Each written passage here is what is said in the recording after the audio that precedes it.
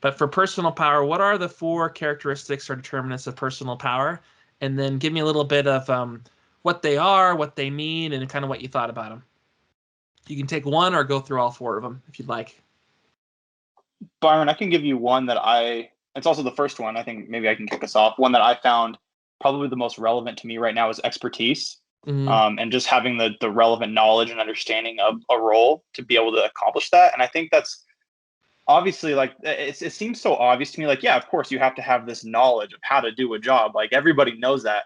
But I think a part of maintaining your power and influence is keeping your skills sharp and maybe allowing your peers or your coworkers to see that, like, you care about your personal development and continuing to learn and grow, because that's what you're asking your team to do and that's what you're expecting them to do. And I think, I'm not in a management role by any means, but I can just imagine, like, with the stuff that goes on as being a DSR manager, like, it'd be so easy to not take your personal development into consideration and just focus on everyone else. And I think that would probably be pretty detrimental to how your team would react to you asking them, to do, any sort of personal development or learning on their own. Absolutely. What was some of the cautions within expertise power that they gave us to watch out for? I remember where you get too far in a niche, kind of, where you're not as valuable or you could become outdated. Yeah. We've been at Workfront for a long time.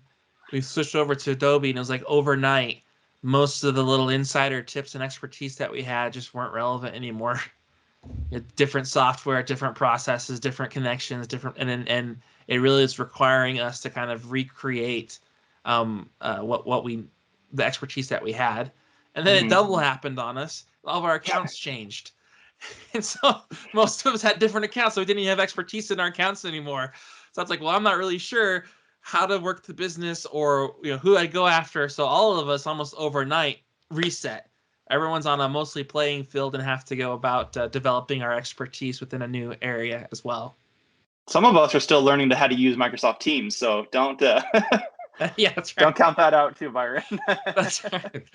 And that's one of the reasons why personally I try to err on the early adopter side of stuff, is because I know expertise is something that I've probably over-relied on in my life, but it's just paid off so much, and it's been rich and rewarding. And then I also think it's given me opportunities to be in conversations with people and develop those relationships and those type of things. So that's definitely an area that you should set goals for, and finding out which type of expertise is the most important for you and your team, and understanding what they want to do and what they want to accomplish.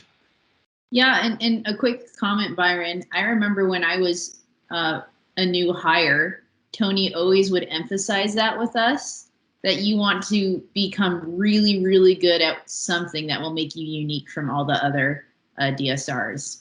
So that's always been in the back of my mind, but it's tricky because if I become an expert in Groove and then we go to outreach, it's just irrelevant all of a sudden. Yep. So picking that expertise is critical. Now, if you were an expert in call skills, that would never go away. But if you were an expert in using Gong, that might go away. And same with Groove. If you're an expert understanding key messages and how you might prospect, you'll be fine. But if you're just a tool person, you probably won't.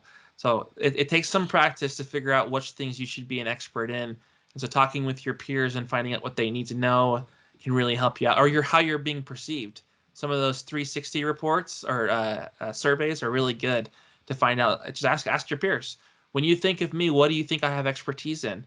And if you find it's pretty niche and focused on just one area, or they can't come up with anything, then that might be an area to really grow your personal power.